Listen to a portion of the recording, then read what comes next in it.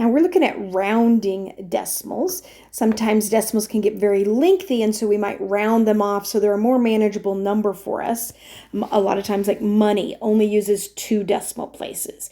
So if something were to have more decimal places, we would round it back to 2 decimal places. We would round to the hundredth spot because that's 2 decimal places. All right, let's look at a few examples. This first one, round the decimal number to the nearest tenth. All right, the 10th, if you look, is the first decimal place. So I'm going to round it to 1 decimal place. I need to write this big long number, but I only get to write 1 decimal because I want it to go to the 10ths place. Now what I do is I take this number that's sitting here, it's a 4, and I look at one number past that. I look at the 3 in this example, and I decide, is that number is that closer to rounding my 4 up to a 5, or is it closer to keeping it down at the 4? I kind of think of it as 43. Is it closer to 40 or is it closer to 50?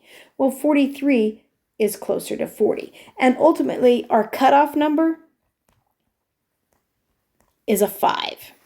A 5 rounds up. Anything smaller than 5 will round down. So a 5 rounds up, and when I look at my example, I had a 3 there. That's going to round down, which means it's closer to the 40. So I'm going to write it the 4 instead of rounding it up to a 5. All right, let's try this next example. Round the decimal number to the nearest 10 thousandths. My goodness, let's look up at our chart. Here's 10,000. That's 4 decimal places. So it's going to be 7 point, and I'm going to have 1, 2, 3, 4 decimal places. So if I look, I've got a 6, 6, 6, and then this 5 is going to be the last number, but I have to look at the 8 to see if I want to round it up or not. And so I'm going to write 6, 6, 6, and then since the 8 is greater than 5, oops, I never finished writing that. It rounds up. 8 is going to round it up, so instead of writing a 5 there, I'll write another 6 there. One more example. Round the decimal number to the nearest thousandth. Okay, looking at my chart, thousandths is right here. That's 3 decimal places, so I'm going to go 2 point, and I'm going to have 1, 2, 3 decimal places, so it's a 4.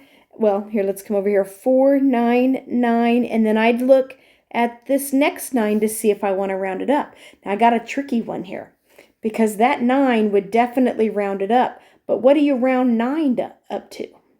Well, you round it up to a 10 or to a 0, but if you're going to round that up to a 10, that's going to turn this one into a 10 and turn that one into a 5. It's like a 490. It was a 499 that then I want to round up. It's actually going to round